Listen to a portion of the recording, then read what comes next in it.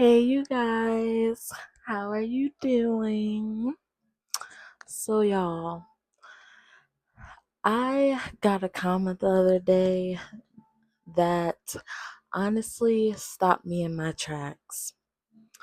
She said, I want to know how to love myself and stick to it.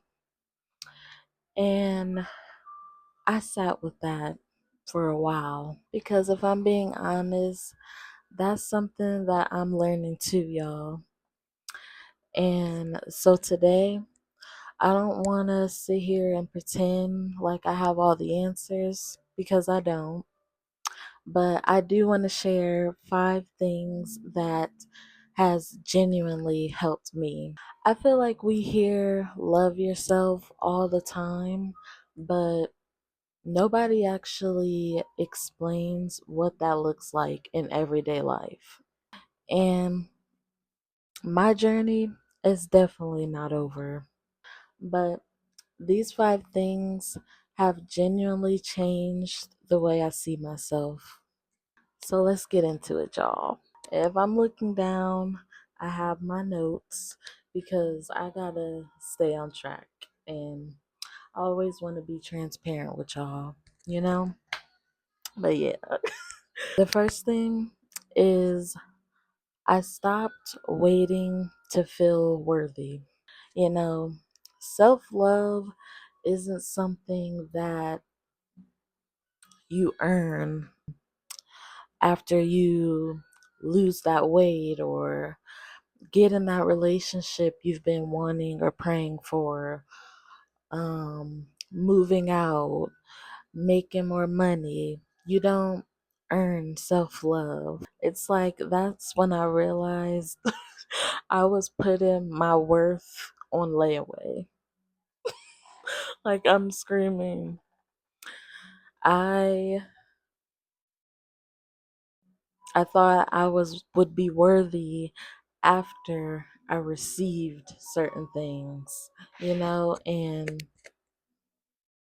that's not the way to go. And I'm learning that firsthand, okay? But that leads me literally to my next thing, and that is I started keeping promises to myself.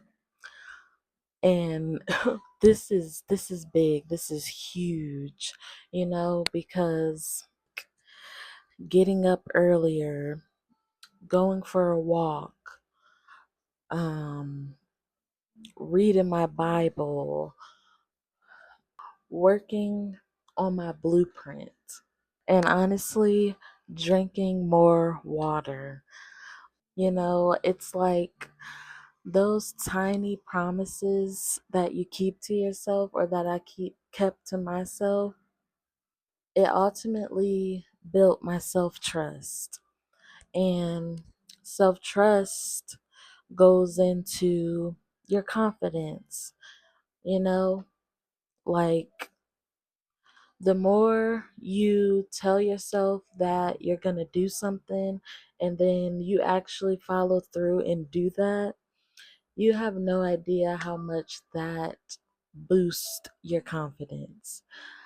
I'm a living testimony of that, y'all. And all I can say is keeping those baby promises to yourself will change everything. The next thing that I wanted to touch on was I I changed what I consumed. Y'all, what you let in those ear gates and your eye gates, baby, that's people, music, social media, conversations. You don't have to be a part of every conversation, a part of everything that everybody's talking about. You don't, especially if it's not serving you or if it's not helping you in any way. I'm living this right now. I was on, excuse me, I was on TikTok and Instagram before I decided to start my YouTube.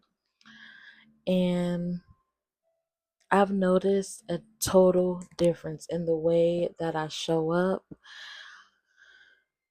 And just, I literally deleted TikTok and I deleted Instagram off of my phone completely.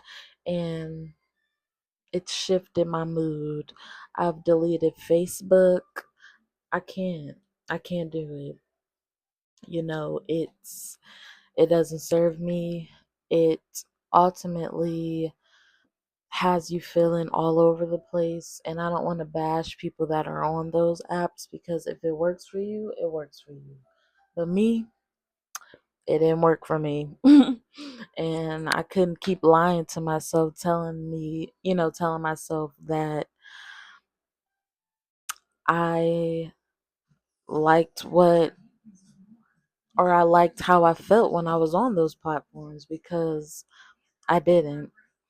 So, watching what you consume, it's a big one. Your environment shapes how you see yourself. And that's just period. The next thing I want to touch on today is how I gave myself permission to rebuild slowly. Y'all, this one, this one, you don't have to rush. You really don't. You know, I won't say that being a perfectionist is the way to go, because perfectionism is really a disguise of procrastination. But taking your time, and just because you're going slower doesn't mean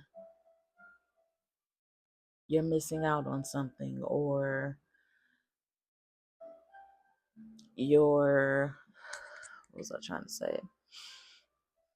I lost my train of thought. Just because you're going slow doesn't mean you're gonna lose the race. Is basically what I was trying to say. Like,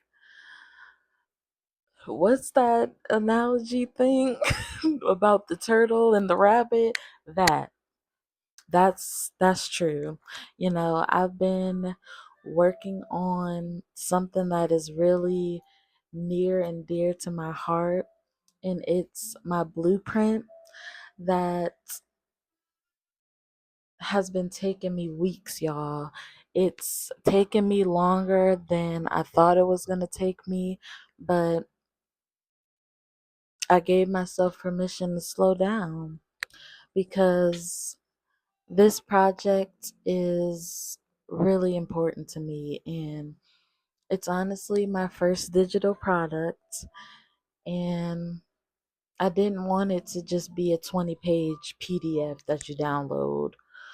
I wanted it to be, and it is, it's packed with so much information, tools you can use, you know, things you can take with you on the go. It's it's big. And I noticed when I slowed down, that's when the pages got better to me, and the process became more enjoyable for me.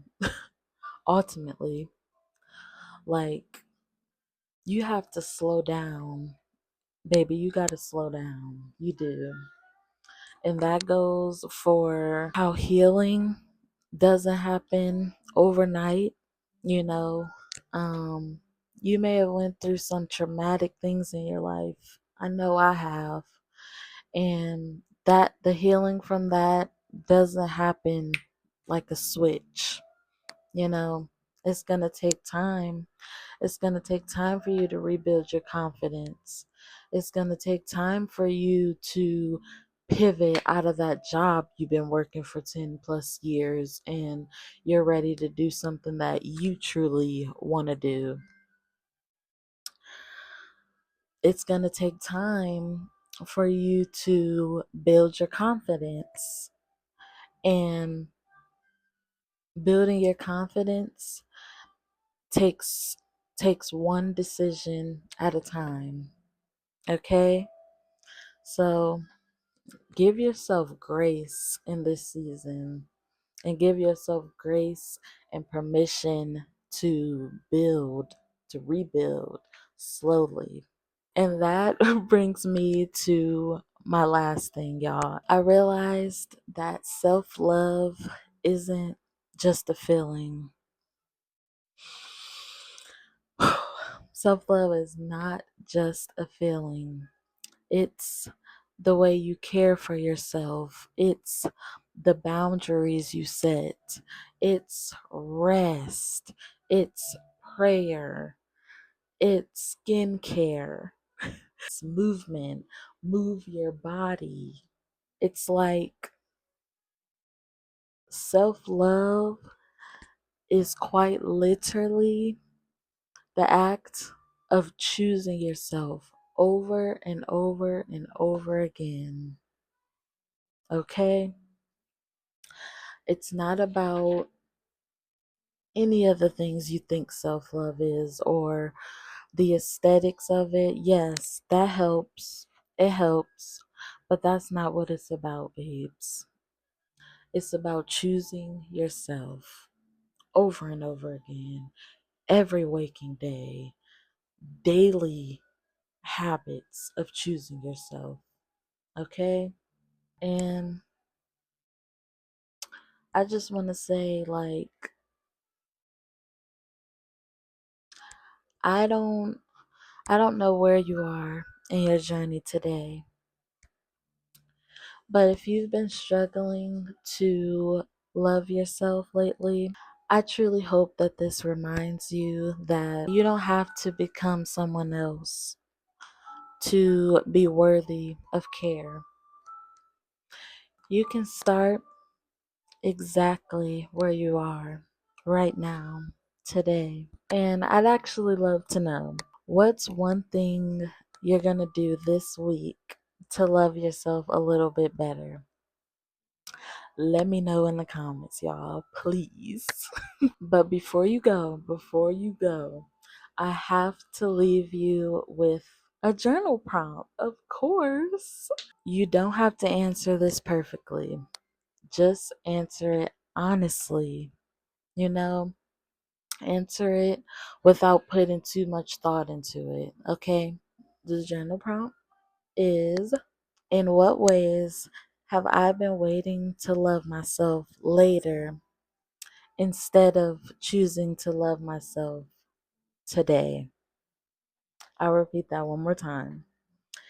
In what ways have I been waiting to love myself later instead of choosing to love myself today? So, yeah, you guys, if you're someone that journals, or even if you're not, I really am challenging you to do this prompt.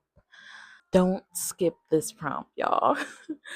I have a feeling that you might reveal something that you didn't even realize you needed. But until next time, be gentle with yourself. I'll meet you in your journal. Bye.